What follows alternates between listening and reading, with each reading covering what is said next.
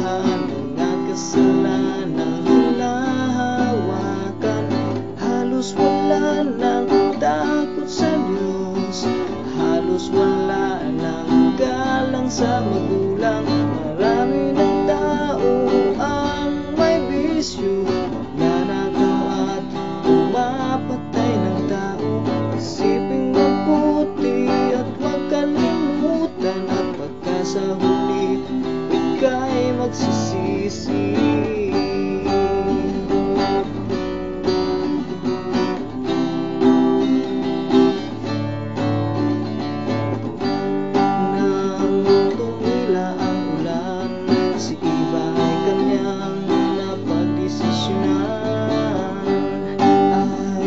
Agad siyang nagpaalam doon kay Adan ng kanyang kaibigan. Sagot ni Adan, sige ingat ka na lang, basta palagi mo lang itong tandaan at makinig kang mabuti. Lahat tayo ay mahal ng Panginoon at pagkailanman. Wag sana itong kalimutan, ang buhay ng tao ay hiram lang. Lahat tayo dito sa mundo may hangganan, ang lahat ay maglalaho. Nasa sayo kung saan mo gusto, sa langit ka pa o doon sa impyerno. Isiping mabuti at huwag kalimutan, at sa huli ika'y magsisisi.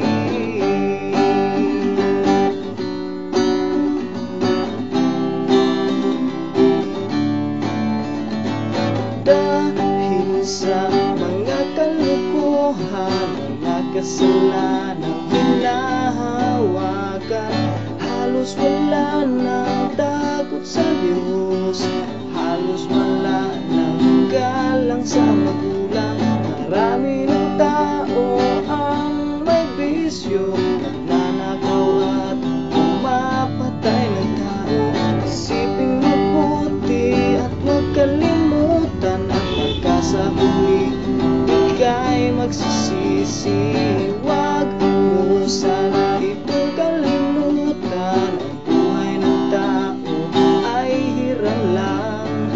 Lahat tayo dito sa mundo may hangganan, ang lahat ay maglalaho.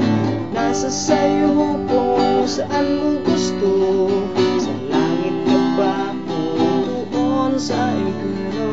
Isiping mabuti at huwag kalimutan, at pagka sa huli ika'y magsisisi.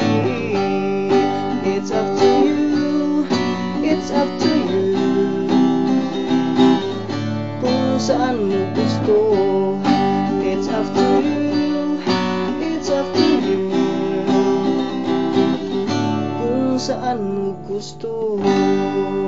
Mahal tayo ng Panginoon Diyos, maliban lang sa hindi nakakakilala sa Kanya.